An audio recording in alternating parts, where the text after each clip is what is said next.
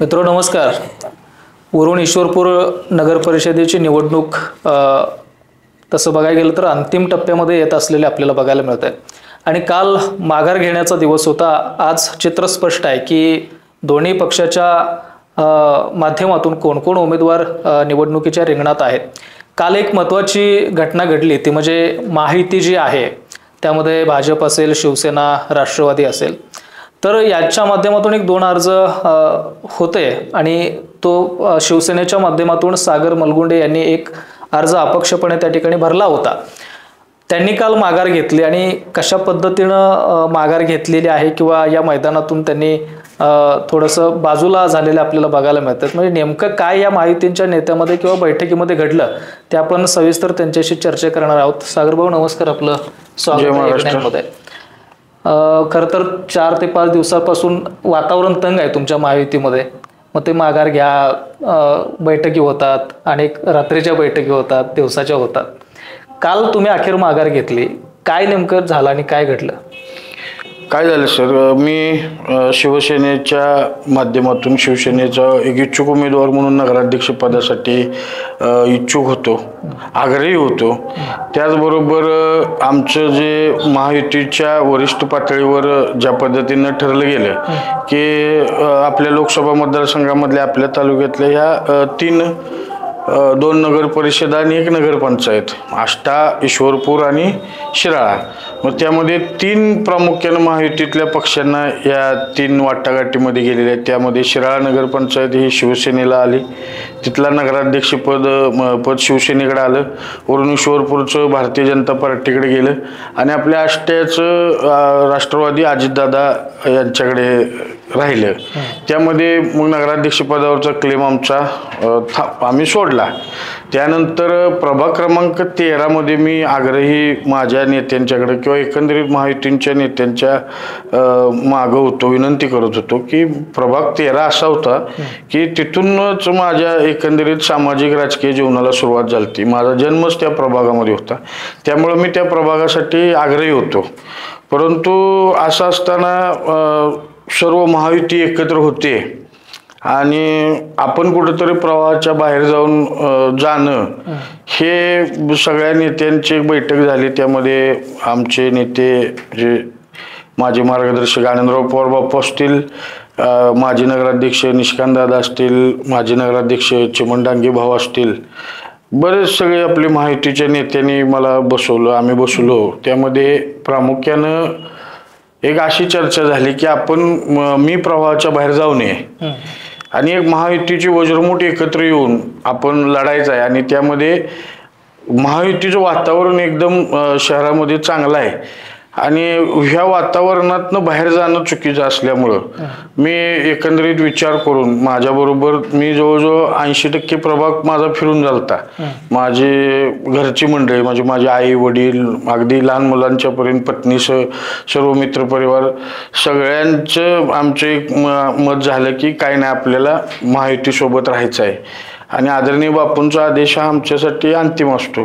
कारण माझी सुरुवात म्हणजे माझा राजकीय जन्मच बापूंच्यापासून झाला असल्यामुळं आता मला शिवसेनेला एकंदरीत शहरामध्ये 10 नगरसेवक पदाच्या जागा मिळालेल्या आहेत आणि स्वतः बापू रिंगणात आहेत. ते निवडणूक प्रभाग 7 मधून लढत आहेत. बाकीचे आमची बरीच मंडळी, आमचे सचिन कोळेकर भाऊ आहेत ते प्रभाग 1 मधून लढत आहेत. आमचे प्रवीण गायकवाड म्हणून आहेत, त्यांच्या सुविद्य पत्नी त्या प्रभाग 5 मधून लढत आहेत. प्रभाग 6 मध्ये आम्हाला दिले. प्रभाग 9 मध्ये आमचे सिद्धार्थ कांबळे सर म्हणून आहेत ते लढत आहेत. अशा एकंदरीत 10 जागा शिवसेनेकडे असताना हे सगळं एका ठिकाणी बसून सगळ्यांचं नियोजन करायचं, महायुतीचं शहरातलं नियोजन करायचं. या अनुषंगानं मी आदरणीय निष्कांतदादा, आदरणीय चिमण भाऊ आणि आम्ही सर्वजण जे निवडणूक रिंगणात नाहीत ते असे सगळेजण बसून आदरणीय आमचे शहराचे उपनगर संजय गोरे यांना असतील, हे आम्ही सगळ्यांनी बसून ठरवलं की आपण आता कॅम्पेनिंग करायचं आणि महायुतीसाठी 24 तास देऊन प्रचार करून महायुतीचा भगवा ध्वज या नगरपालिकेच्या कमानीवर उरण ईश्वरपूरच्या लावायचा असा आम्ही निर्धार केला. तुम्ही खऱ्या अर्थानं माघार घेतल्या, काय नेमकं ठरलंय?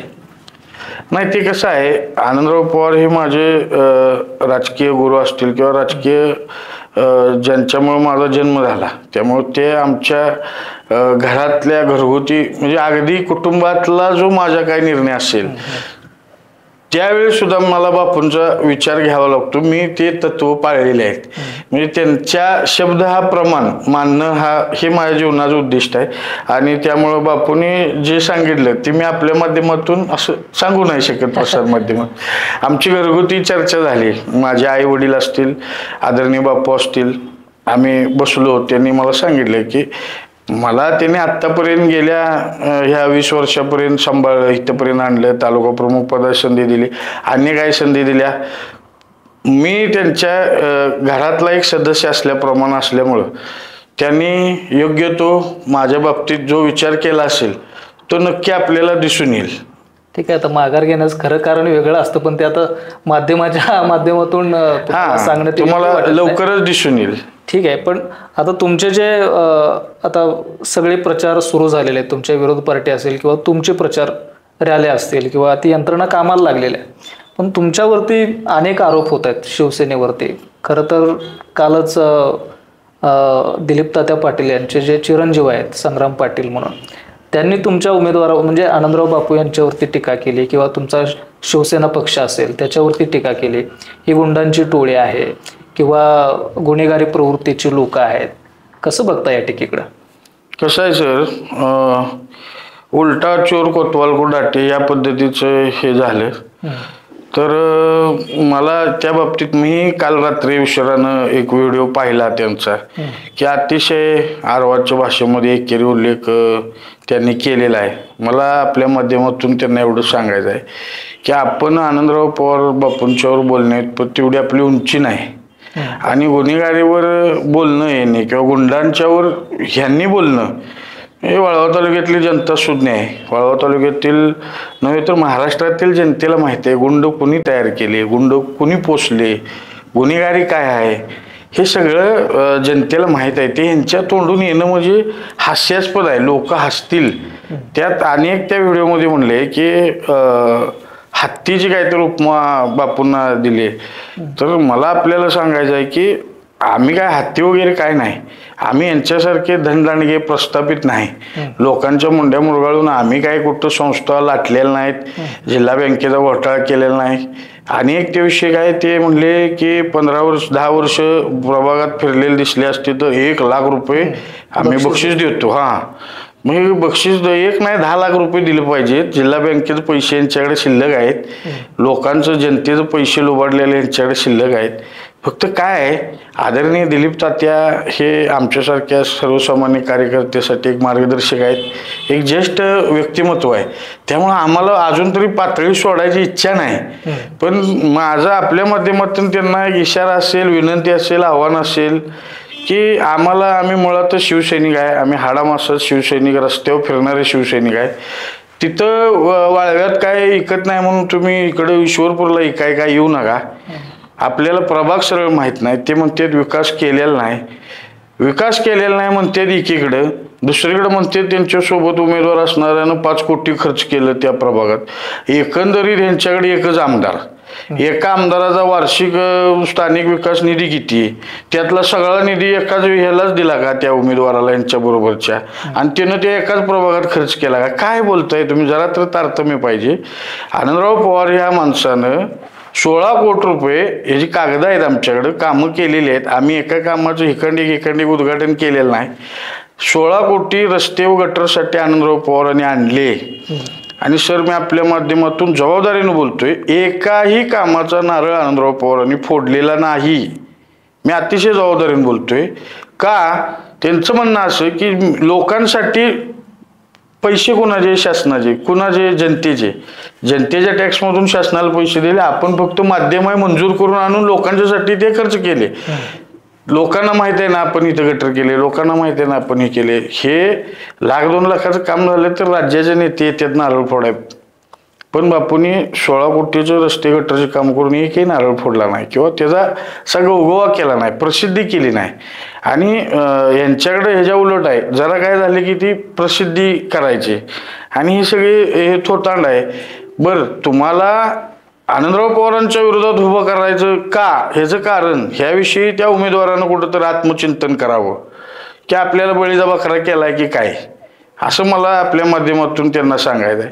तुम्ही फिरा, तुम्ही बोला, लोकशाही आहे आपल्याला, लोकशाहीच्या ह्याच्याप्रमाणे उमेदवारी मिळालेली आहे. आपण उमेदवार आहात, उमेदवारासारखं आपण वावरा, फिरा, लोकांना आव्हान करा. तुम्हाला लोकांना काय सांगायचं आहे, तुम्ही पुढं काय करणार आहे ह्याच्यावर बोला.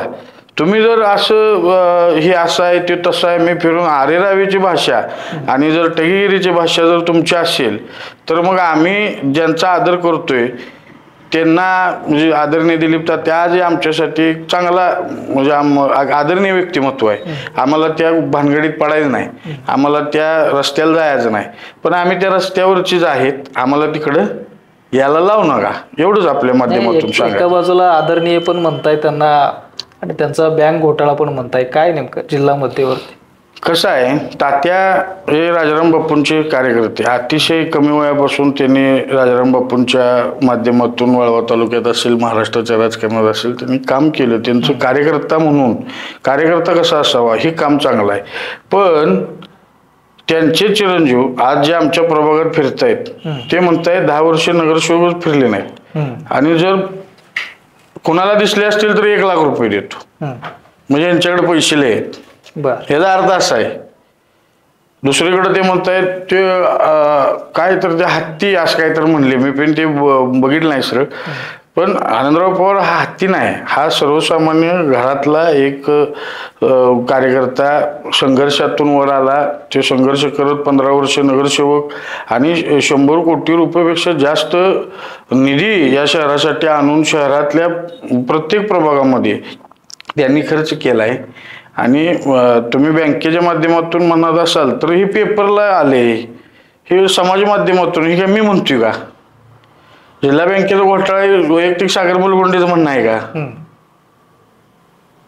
ठीक आहे. आता दुसरा पण त्यांचा आरोप आहे की गुन्हेगारी क्षेत्रातील लोक किंवा टोळी आहे किंवा केसेस अंगावर दाखल आहेत असे उमेदवार दिलेले आहेत. म्हणजे बापूंच्या वरती सुद्धा अशा पद्धतीचे आता काय झालंय, हे गुन्हेगार आता एक ते मध्ये काय नाव त्याचं, महेश पाटील आमच्याकडेच होते युतीचे, ते गेले तिकडं. त्यांनी काय कारण लावलं, ते गुंड 3 टोळ्या वगैरे. मग मागल्या 5 वर्ष कोणाच्या मांडीला मांडी लावून बसला होता, आतापर्यंत कोणाच्या मांडीला मांडी लावून बसला होता. आणि जे आता ते मोक्यातले तडीपारीचे, आता ते साहेबांचे व्हिडिओ व्हायरल आहेत आपल्या आमदार साहेबांचे, ते सुद्धा दादा सावंतला घेऊन SP च्या केबिन पर्यंत गेले, त्याही बातम्या व्हायरल आहेत. म्हणजे गुंड तुम्ही म्हणताय, तुम्ही काय केले ह्याचं आत्मचिंतन करा ना. जनतेला विचारा, जनता काय वेडे आहे का? जनता जनार्दन हा आपला समोर ऑब्झर्वर आहे, तो बारीक बारीक गोष्टी लक्ष ठेवून आहे. एक जयंत पाटील साहेबांची जुनी बाईट आहे, तुम्हाला मिळाली तर काढून बघा. तर ते त्या बाईटला जाहीरपणे अखंड महाराष्ट्रानं बाईट बघितल्या, त्यात त्यांचा उल्लेख असा आहे की आपला चेहरा सोजवळ पाहिजे पण पाठीमागची गँग टेरर पाहिजे. मग गुन्हेगार कोण घडवते, गुंडा टोळ्या कोणी पोचल्या माहित नाही का? सांगलीची दंगल झाली एवढी मोठी मिरजची, लोकांना माहित नाही का?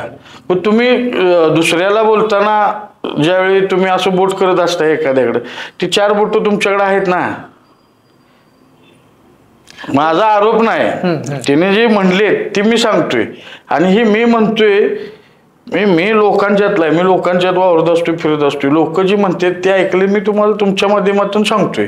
गुंड, गुन्हेगारी, तडीपारी, मोके हे आम्हाला त्यांच्याकडून आहेरात आलेलं आहे. म्हणजे जे आमची लोक आहेत, आता ते ज्या व्यक्ती बोलले, मी नाव घेऊन बोलतो, ते आमचा जो 1 नंबर मधला उमेदवार आहे सचिन कोळेकर, म्हणजे रघु कोळेकर म्हणून, त्याला 1 नंबर मध्ये शिवसेना पक्षाच्या वतीनं, महायुतीच्या वतीनं आम्ही त्यांना उमेदवारी दिली. तर त्याची एकंदरीत पार्श्वभूमी काय आहे ह्याबद्दल लोकांना माहित नाही का? तो एक सामान्य घरातला मुलगा, तो कुठं होता अगोदर? तो आपल्या उरणातील धनगर गल्लीत मध्ये राहणारा एक सर्वसामान्य युवक, रिक्षा चालवत होतं ते पोरग. ते स्वर्गीय विजयभाऊंच्या सान्निध्यात ती सगळे ग्रुप असायचा, ती सगळी लोक त्यांच्याबरोबर असायची. मग त्यांच्यावर जे झालेल्या केसेस आहेत त्यावेळी भाऊंच्या बरोबर असतानाच झालेल्या आहेत त्यानंतर त्यांना कंटाळून ते आनंदराव बापूंच्या सान्निध्यात आले. मग आनंदराव बापूंच्या सान्निध्यात आल्यानंतर त्या माणसाला राजकारणात काम करायची, समाजकारणात काम करायची इच्छा होती. त्यामुळे त्यांना युवा सेनेचं तालुका प्रमुख पद बापूंनी दिलं आणि त्यांच्यातनं इकडं आला तो माणूस आणि आमच्यामध्ये काम करायला लागला. त्याला युवा सेनेचं पद दिलं. सगळ्या शहरात बॅनर लागले आणि दुसऱ्या दिवशी आदरणीय साहेबांनी त्यांच्या बगलवरच्याने सांगून त्यांची तडीपारी काढली. ते गुन्हे कुठले होते? राष्ट्रवादीत असतानाच होते ना. बर, म्हणजे गुन्हेगार घडवले कोणी हे जनतेला माहीत आहे, गुन्हेगार पोचले कोणी हे जनतेला माहीत आहे. आपलं झाकून ठेवायचं आणि आता मुद्दाच नाही ना भांडायला. काय हे 35 वर्ष 36 वर्ष आमदार आहेत, 17.5 वर्ष मंत्री होते. त्यांनी शहरात काय केलं? 31 वर्ष नगरपालिका यांच्याकडे होती. त्यांनी शहरात काय केलं हे सांगायला नाही त्यांच्याकडे काय भांडवल. म्हणून आता काय मुद्दा तर निवडणूक अशी, हे गुन्हेगार, ही टोळी, ही टोळी, काय बोलतो आपण. आता ते महेश पाटील गेले, त्यांनी पण त्याच मुद्द्यावर गेले. काय वाटतं आता तुम्ही सगळी युती आहे तर तुम्हाला अशा पद्धतीचं हिनवलं जाते की बाबा गुंडांची टोळी किंवा गुन्हेगार, काय काय मी मगाशीच म्हणलं आम्हाला काय वाटत ना, आम्ही जनतेसाठी 24 तास आहे. हे जे गुन्हे असतील, मग आता माझ्यावर 2-3 गुन्हे आहेत. कशाचे गुन्हे आहेत? प्रांत ऑफिसच्या आंदोलनाचे गुन्हे आहेत. ईश्वरपूर शहराच्या नामांतरणाच्या वेळेचा एक झालता किस्सा, त्यातला एक गुन्हा आहे. बर, हे जे गुन्हे आहेत आता मगाशी ज्यांनी जी मोका तडीपारी हे जे उल्लेख करतात हे त्यांच्याकडंच आम्हाला आयरात आलेला आहे. बर, त्यांची कृपा आहे आणि त्यांनीच करायचं आणि वर गावाला सांगायचं. ही माहित नाही का लोकांना? जनता ओळखून आहे सर. आणि मी आपल्या माध्यमातून सांगतो, संपूर्ण शहरभर एक महायुतीचं चांगलं वातावरण आहे. बरं, आता तुम्ही निघालाय निवडणुकीला सामोरं निघालाय, काय आहे आपल्याकडे म्हणून निघालाय? ठीक आहे, याच्या अगोदर 2001ची 6ची अगदी 11ची 2016ची निवडणूक झाली. त्यावेळी काहीतरी त्यांच्याकडे मंत्रीपद असायचं, सत्ता केंद्र हातात असायची आणि हे असायचं. मग आता काय आहे तुमच्याकडे? फक्त एक आमदार आणि आमदाराच्या सगळ्या स्थानिक निधीवर तुम्ही पूर्ण शहर तालुक्याच्या राजकारणात तुम्ही हे करताय. आपण एक जबाबदार जे एवढ्या वर्ष राजकारणात असणार एक परिपक्व नेतृत्व आहे. आज आम्ही ज्यावेळी महायुती म्हणून सामोरं जात असताना एक आमचं जिल्हा प्रमुख असणारे आमचे नेते आनंदराव पवार, एक नगरसेवक असणारे आनंदराव पवार जर 100 कोटी एवढा निधी शहराच्या विकासासाठी आणत असतील, मग निशिकांत दादांच्या माध्यमातून आला. अगदी आता आमच्या महायुतीला बळकट आली, डांगे गट आमच्या बरोबर आला. आदरणीय मार्गदर्शक असणारं नेतृत्व आहे अण्णासाहेब डांगे आप्पांचं, ते आमच्या सोबत आले. राष्ट्रवादीतले चांगले म्हणजे माजी उपनगराध्यक्ष असणारे संजय गोरे अण्णा आमच्यावर आले. निशिकांत दादा, ही सगळी ताकद एकत्र आल्यामुळं ह्यांच्या पायाखालची जमीन सरकली. ह्यांना कळणार, काय सूचना, उमेदवार मिळणार. त्यामुळे ही काहीतरी आता कारण काढायचं, गुन्हेगारी आहे, टोळी आहे, गुंडगिरी आहे. तुम्ही काय केले? तुमचं आत्मपरीक्षण करा ना. तुम्ही पाठीमागे जावा भूतकाळात. आता आपल्याला पहिल्याच मुलाखतीत काय नको आणि पुढं पुढं पुढं पुढं माझ्याकडे सगळं आहे. मी ऑन स्टेज बोलणार आहे ह्या गोष्टी. बर, आता खरं तर इलेक्शनचं वातावरण आहे. आपल्या विभागाचे खासदार आता इकडं म्हणजे दिसत नाहीत ऍक्च्युली. नाही, ते आता काय झालं सुरू आहे किंवा नाही येऊन गेले परवा. आहेत त्यांच्याकडं खासदार महोदय आमचे धैर्यशील माने दादांच्याकडं पक्षाच्या स्टार प्रचारक पदाची एक जबाबदारी आहे. आपलं जे इलेक्शन होतं जबाबदारी त्यांच्याकडे आहे असं कळत नाही. काय झालं की त्यांच्या लोकसभा मतदारसंघातल्या जेवढ्या नगरपालिका आहेत त्यांची जबाबदारी त्यांच्याकडे आहे. त्याचबरोबर अगदी परवा एक 8 दिवसापूर्वी महाराष्ट्र राज्याचे मंत्री, उद्योगमंत्री नामदार उदय सामंत साहेब आणि खासदार साहेबांचा दौरा झाला शिराळा ईश्वरपूरला. ते येऊन बसून नगरपालिकेच्या निवडणुकीच्या संदर्भात आष्टा, इस्लामपूर आणि शिराळा आढावा घेतलेला आहे त्यांनी. अगदी 24लाच उद्या मंत्री महोदय उदय सामंत साहेब परत आहेत कोल्हापूर दौऱ्यावर, त्यावेळी आणि शिराळा ईश्वरपूर हे करत ते जाणार आहेत. त्यावेळी खासदार आहेत. खासदारांचा म्हणजे आढावा किंवा एकंदरीत जो संपर्क संवाद आहे तो चालू आहे. अगदी आमच्या महायुतीच्या सर्व नेत्यांच्या बरोबर, आमच्या बापूंच्या बरोबर, आमच्या बरोबर सुद्धा त्यांचा संवाद चालू आहे. असं काय नाही, कोणीही बाजूला नाही. आपले सदाभाऊ खोत साहेब असतील, माजी मंत्री अण्णासाहेब डांगे आप्पा असतील आणि महायुतीतले सगळे नेते अतिशय चांगल्या पद्धतीनं समन्वय चालू आहे.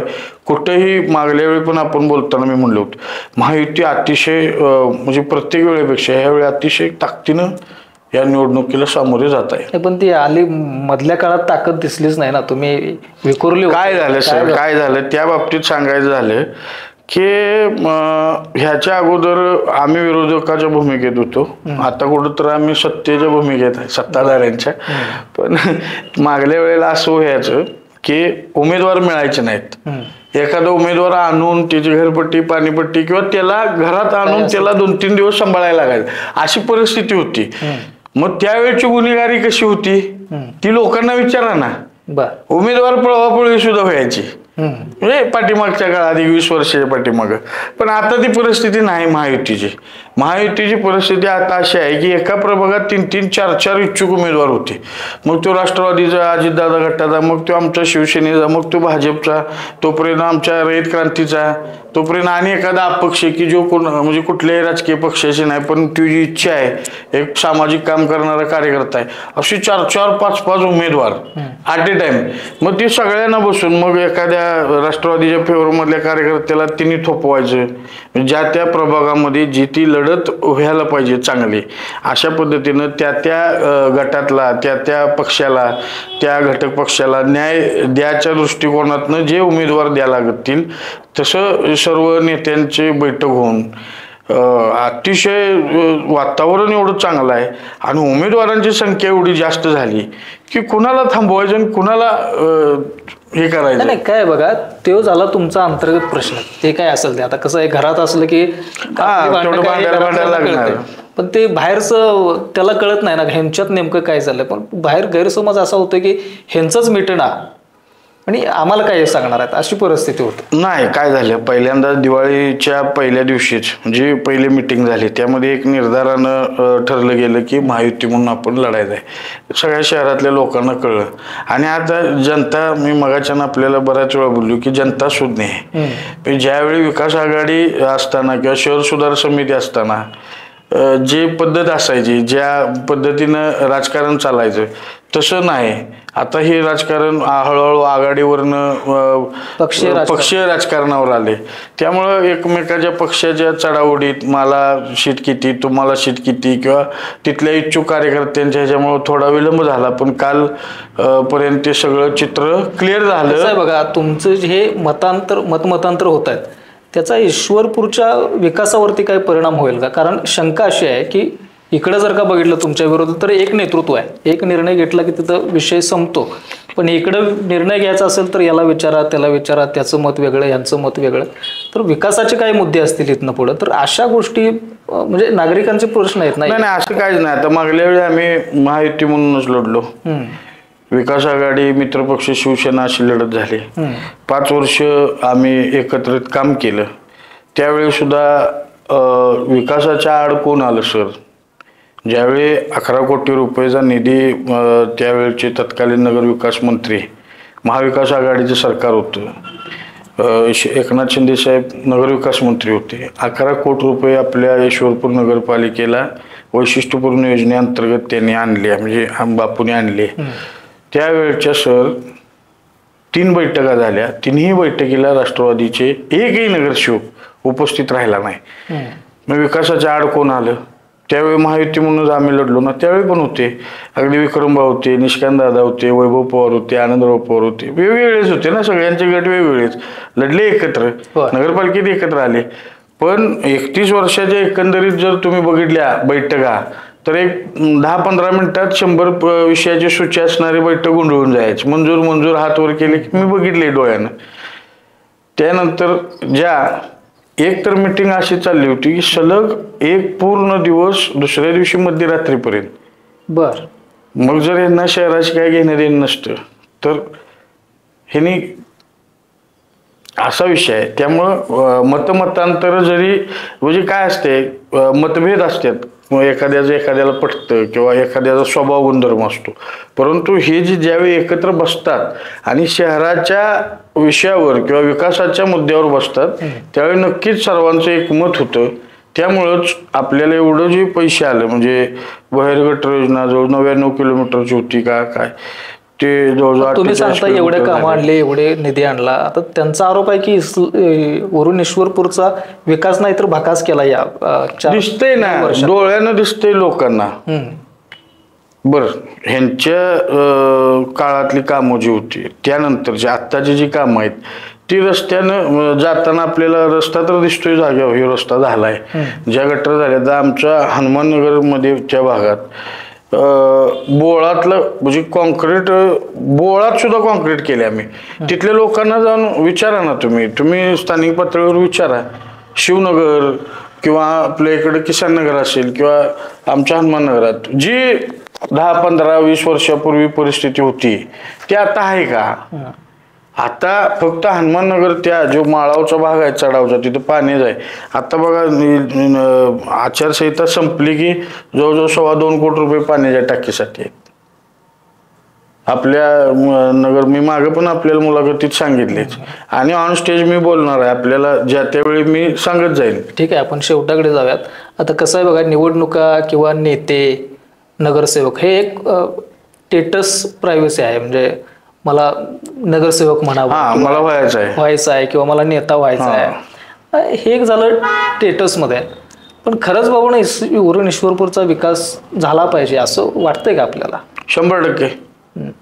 कसं होतंय, नेते म्हणले की थोडस मिरवण्यासाठी मी नाही 100% असं नाही.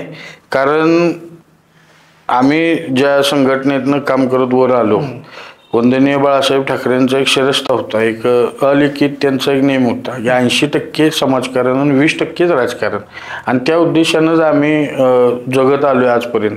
आम्ही जे करत असतो, जे आता आमच्या वरून ईश्वरपूर शहरातील फक्त आमच्या कार्यालयातलं जर तुम्हाला मी रेकॉर्ड दाखवलं कधी तर आपण जाऊ बघू, तर नुसत्या वैद्यकीय मदत कक्षाचं कोट्यवधी रुपयाची मदत आपल्या कार्यालयातून झालेली आहे. पण ती करत असताना आम्ही बघत नाही ह्यो कोणाचा आहे, ह्यो कुठल्या गटाचा आहे का, ह्यो पक्षाचा आहे का, ह्यो कोणाकडे आला आहे, ह्यो कुठल्या, ह्यो इथला नाही, ह्यो ह्या गल्लीतला आहे, असलं कधीही बघत नाही. आम्ही करत असताना सर्वसामान्य लोकांच्यासाठी काम करत असतो आणि तोच उद्देश आमचा नगरपालिकेत गेल्यानंतरही आमचा तसंच असणार आहे की मी आता तुम्हाला मगाशी म्हटलं मी प्रभाग 13 मधनं इच्छुक होतो, मी थांबलो.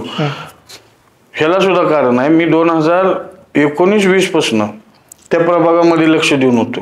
माझा त्या दत्तनगरचा काय लांब सुद्धा संबंध नाही, पण मी तिथले रस्ते कॉन्क्रीट केले.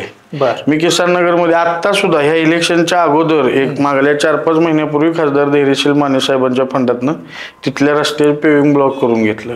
म्हणजे पूर्ण असं बाबा ही आपला भाग आहे म्हणून इथं करायचं आहे, इथं आपल्याला निवडणूक लढवाय. मी 1,37,00,000 रुपये त्या प्रभागात खर्च केले, पण मी त्याच्यावरचा राईट काढून घेतला. मी मागं घेतलंच ना, मला जर हटूनच बसायचं असतं तर मला तिथं लढता येत होतं. पण कुठं तर आपल्याला करायचं आहे, नगरसेवक झालेच पाहिजे असा विषय नाही. मी ऑल ओव्हर वरून ईश्वरपूर शहरात मला कुठनंही फोन येतो, इथं पाणी आलेलं नाही, मला कुठनंही काय येतं, पण मी इथलाच आहे, मला हीच करायचं आहे असं नाही. आमचे नेते आदरणीय आनंदराव पवार बापूंची सुद्धा आम्हाला ही शिकवण आहे की पुढचा माणूस कोण आहे, काय आहे, कुठला आहे ह्याची मापं काढायला नाही, ह्याला विचारायचं नाही त्याचं काम काय आहे, ते आपल्याकडं होतंय का. होत जरी नसेल तर ती काम करायसाठी प्रामाणिक प्रयत्न करायचं, एवढंच आमच्या म्हणजे डोळ्यासमोर विचार. शेवटचा प्रश्न आहे, किती शक्यता आहे तुमची महायुतीची सत्ता येण्यामध्ये? 100%. 100% शक्यता नाही, मला एक आत्मविश्वास आहे लोकांच्या मध्ये. आज जर आपण बघितलं, मगाशी मी तुम्हाला बोलता बोललो असेल, लोक काय बघतात.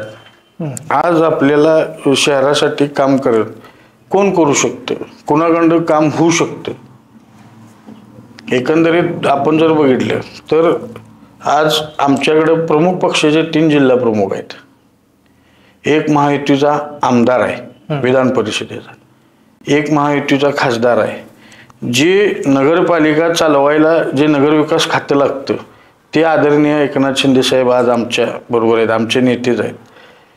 सन्माननीय मुख्यमंत्री देवेंद्रजी फडणवीस साहेब आमच्या पाठीशी ठाम आहेत, सन्माननीय अजितदादा पवार साहेब आमच्या पाठीशी ठाम आहेत.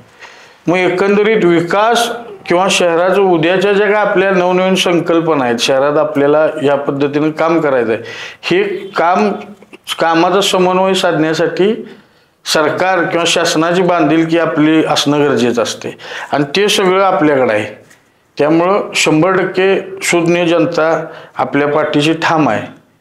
ही मगाशी तुम्ही म्हणल्याप्रमाणे थोडंसं त्या ह्याच्यात उमेदवाराची संख्या जास्त झाली, मतांतर झाली, त्यामुळं एकत्र यायला थोडासा वेळ झाला. खरं तर महायुतीलाच थोडंसं बॅकफुटवर जावं लागलं, कारण तो जो पिरियड होता काही 8-10 दिवसाचा, आता आमदार जयंत पाटील यांच्या माध्यमातून जे मलगुंडे दादा यांची उमेदवारी डिक्लेअर झाली त्यांना ऑलरेडी कमीत 8 ते 10 दिवस मिळाले. आणि नाही कसं आहे सर, नुसता चेहरा सोजवळ आहे म्हणून चालत नाही ना.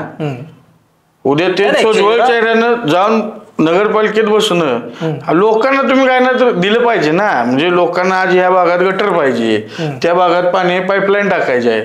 नुसता चेहरा सोजवळ निवडून देऊन उपयोग काय हो. आता मला काय म्हणायचं आहे, मला कोणावर टीका करायची नाही. मी एक वेळ धरून झाला सोजवळ चेहरा आहे म्हणून आपण XYZ लोकांना आपण दिलं तिथं निवडून. त्यांनी काम काय करायचं, त्यांच्या फक्त तोंडाकडे बघत बसायचं आहे का. माणूस चांगला आहे म्हणून काय तर काम पाहिजे की काय, कसा पाहिजे उमेदवार. आता जे आमचे महायुतीचे उमेदवार आहेत विश्वनाथ डांगे बापू, एक अभ्यासू आहे, काम करणारा माणूस आहे, पळणारा माणूस आहे. आणि आज कसं आहे सर, मी मगाशी म्हटल्याप्रमाणे काम करणारी मंडळी सगळी म्हणजे 3 प्रमुख महायुतीतल्या पक्षाचे जिल्हा प्रमुख आहेत. आपल्याला प्रशासनाबरोबर, शासनाबरोबर, राज्य सरकारबरोबर समन्वय साधण्यासाठी जी महत्वाचे दुवे आहेत ते आपल्याजवळ आहेत. आज विधान परिषदेचा आमदार आहेत, आज वरून ईश्वरपूर शहराचं नामकरण करत असताना आपल्याला त्यांचा फार मोठा उपयोग झाला, ते सगळ्यांनीच बघितलं, बरोबर आहे का. त्यानंतर आपल्याकडे खासदार आहेत, वरून ईश्वरपूर शहराच्या नामांतराचा विषय केंद्रात गेला, तिथं आपल्याला त्या खासदारांच्या माध्यमातून पाठपुरावा करता आला. हे सर्व पक्ष म्हणजे आमच्या गाव लेवलच्या अगदी वरून परिसरातील असतील, ईश्वरपूर शहरातील असतील, सगळ्या लोकांनी हा विषय उचलून धरला, वरपर्यंत गेल. ही सांगड घालण्यासाठी जो दुवा आहे तो महायुतीकडे परफेक्ट आहे आणि चांगला आहे. आणि हाच मुद्दा आहे, ह्याच मुद्द्यावर लोक आमच्या पाठीशी ठाम राहतील असा माझा आत्मविश्वास आहे. हे आता एक शेवटचा प्रश्न विचारतो, हे राजकारण सोडून सगळं, आता मलगुंडे दादा जे आहेत ते तुमचेच भाऊबंदकीचे आहे, म्हणजे मोठे भाऊ काय असतील ते, मग कुटुंबातले आहेत किंवा आपल्या समाजातले आहेत. मग ते उमेदवार आता आम्ही बघतोय की फिरत असतात, गाडीवरून फिरतात, लोकांना चालत जाऊन भेटतात, कुठं दिसल तिथं बसलेले असतात. म्हणजे लोकांच्यात एक समज आहे की बाबा मलगुंडे दादा एक नंबर माणूस. मग तुम्ही म्हणजे एक वैयक्तिक दादा म्हणून त्यांच्याकडे कसं बघताय. नाही कसं आहे, तुम्ही आता महाराष्ट्राच्या राजकारणात एकंदरीत बघत असाल की घराघरात असतंच. आणि जरी ते चुलते असले तरी मी पहिल्यापासून सुरुवातीपासून अगदी लहानपणापासून मी लहानाचा मोठा झालो ते आनंदराव पवारांच्या घरात. त्यामुळे माझे वैचारिक विषय वेगळे आहेत, त्यांचे वेगळे आहेत. जरी आमचे नातेसंबंध असले, आम्ही भावबंदकीत जरी असलो तरी घरचे कार्यक्रम सोडून राजकीय कुठल्याही एका विचारानं आम्ही कधी एकत्र नाही. त्यांचा विषय, त्यांचा मार्ग वेगळा, माझा मार्ग वेगळा. पण विषय असा आहे सर, मी मगाशीच तुम्हाला सांगितलं चेहरा सोजवळ आहे, सगळं आहे, पण माध्यम काय. आज मगाशी मी तुम्हाला बोलताना सांगितलं की फक्त एका आमदारावर नगरपालिकेचा, तालुक्याचा विकास होत नाही ना. सोजवळ चेहरा असून करणार काय. लोकांना सोजवळ चेहरा बघायला चांगला वाटतोय. उद्या जर त्यांना आपण एखादं काम सांगितलं आणि ते जर नाही झालं, मग त्या पदाचा उपयोग काय, त्या पदाला ते न्याय देऊ शकणार आहेत का. आज नगराध्यक्ष कसा पाहिजे आपल्याला, इस्लामपूर ईश्वरपूर शहरातील अगदी उपनगरापर्यंत शेवटच्या म्हणजे वरून ईश्वरपूर शहराच्या ज्या बाहेर सीमा आहेत त्या सीमेपर्यंत आज आमचं विजन काय आहे की 24/7 पाणी पुरवठा योजना कार्यान्वित व्हावी. त्यासाठी नगराध्यक्ष आम्हाला पाळणारा हवा. इथं फिरणारा गावात काय करायचं नगराध्यक्ष, तो नगराध्यक्ष गेला पाहिजे, मुंबईला गेला पाहिजे, दिल्लीला गेला पाहिजे, ते पाठपुरावा केला पाहिजे. लोकांच्या विकासाचे जे प्रश्न आहेत लोकांना तोंड देणारा पाहिजे. लोकांच्यात बसणारा असून काय करायचं. नाही दादा पळतील की अजून काही पूर्ण मला तेच म्हणायचं आहे, माध्यम काय आहे, माध्यम काय आहे हा. ते पळतील यात काय. मला त्यांच्यावर टीका करायची नाही. किती झालं तर ते माझे चुलते आहेत. मला बाकी त्यांना फिरतात संपर्क ह्याच्यावर मला काय बोलायचं नाही. माध्यम काय आहे, मला लोकांना काय विचारायचं आहे की ठीक आहे आपण दादांचा चेहरा डोळ्यासमोर घ्या आणि माध्यम काय विचारा. आज आपल्याला इस्लामपूर शहरातलं आपल्यावरून इस्लामपूर शहरामध्ये त्यांच्याच प्रभागामध्ये त्या भागात दत्तनगर परिसरामध्ये जे तिथं राहतात तिथं आज ही स्मशानभूमी नाही.